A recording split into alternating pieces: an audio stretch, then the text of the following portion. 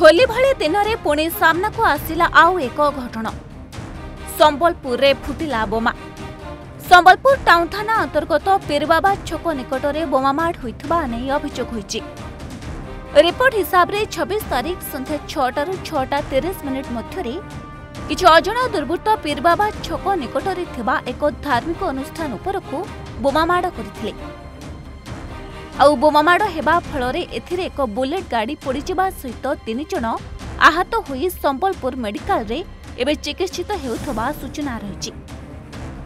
खबर पाई घटनास्थल रे पुलिस आईजी हिमांशु लाल, एसपी मुकेश कुमार भानु उपस्थित रही स्थिति अनुधान करुथबा नै जଣା पड़िछि। रे घटनास्थल रे कोनोसी प्रकारर अघटन को रोकिबा पई व्यापक पुलिस फोर्स मुतयन होइथबा सूचना मिलिछि।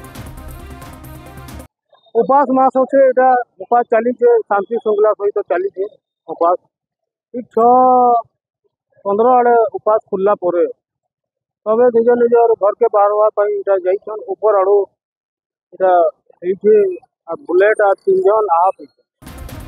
तेबे बोमामाड़ हेबा परे संगे संगे घटनास्थल रे लोकंकर गहली मध्य जमी जाइथिला। केही किछि बुझी पारि नथिले एमिति काम किए कला आउ के उद्देश्य रे कला।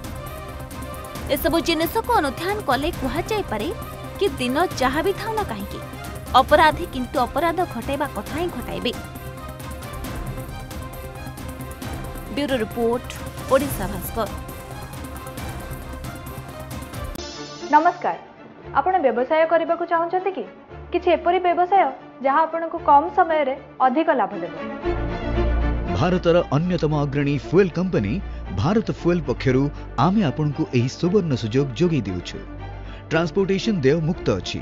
एबे मात्र 4 लाख टंका विनियोग करी आपण भी आरंभ करि परिबे निजर गैस एजेंसी। अधिक तथ्य पई एही नंबर रे शीघ्र जोगाजोग करंतु।